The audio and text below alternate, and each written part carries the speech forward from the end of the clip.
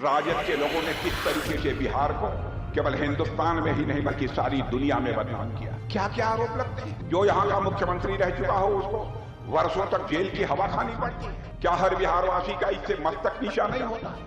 बहनों भाइयों, बिहार के वरिष्ठ नेता हैं लेकिन मुख्यमंत्री रहते हुए दरभंगा में राजनाथ सिंह का वार, राजद पर भ्रष्टाचार और बिहार की छवि धूमिल करने का आरोप। दरभंगा में चुनावी जनसभा को संबोधित करते हुए रक्षा मंत्री राजनाथ सिंह ने राष्ट्रीय जनता दल पर तीखा हमला बोला है। उन्होंने कहा कि राजद के नेताओं ने बिहार की छवि पूरी दुनिया में बदनाम की है। जो यहाँ का मुख्यमंत्री रह चुका हो उसे सालों तक जेल की हवा खानी पड़ी। क्या इससे हमारी बिहार वासी का मस्तक नहीं झुकता। राजनाथ सिंह ने आगे कहा कि राजद के नेताओं पर लगे आरोपों की वजह से पूरे परिवार पर भ्रष्टाचार के निशान लग गए हैं।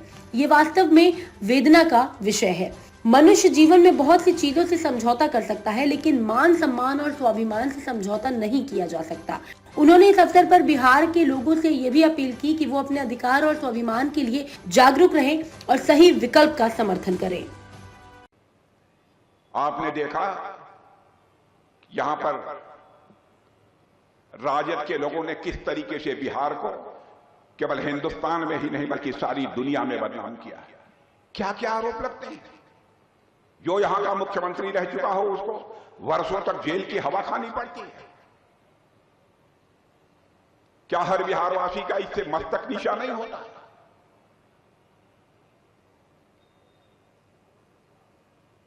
बहनों भाइयों, बिहार के वरिष्ठ नेता हैं लेकिन मुख्यमंत्री रहते हुए राजद के उन नेताओं ने जो कुछ भी किया, आज पूरे परिवार के ऊपर भ्रष्टाचार का आरोप लगा हुआ है।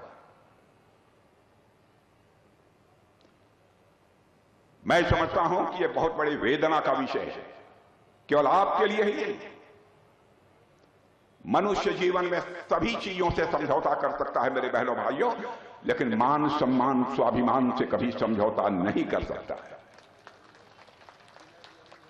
क्या आपको नहीं लगता है कि बिहार के बाहर आप जाते होंगे तो आपसे कोई कहता होगा कि वहां के जो मुख्यमंत्री रह चुके हैं 15 वर्षों तक,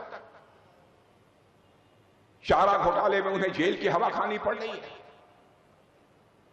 परिवार के सभी सदस्यों पर भ्रष्टाचार के आरोप लगे हैं। क्या आपका यह सब सुनकर मस्तक ऊंचा होता है कि मस्तक नीचा होता है। इसलिए मैं कहने आया हूं मेरे बहनों भाइयों कि आपने अभी अभी छठ का महापर्व मनाया है और मैं मानता हूं कि अभी बिहार चुनावी महापर्व मनाने की तैयारी कर रहा है। चुनाव में मुद्दा साफ है कि आने वाले वर्षों में बिहार को विकसित राज्य बनाना है या फिर उसे जंगल राज की ओर ले जाना है। यह फैसला यदि करना है तो आप सभी को यह फैसला करना है। और आप जानते हैं हमारे प्रधानमंत्री जी ने घोषणा की है कि भारत को हमें विकसित भारत बनाना है 2047 तक। और भारत विकसित भारत तभी बनेगा जबकि हमारा बिहार यह विकसित बिहार बनेगा, तभी यह संभव है।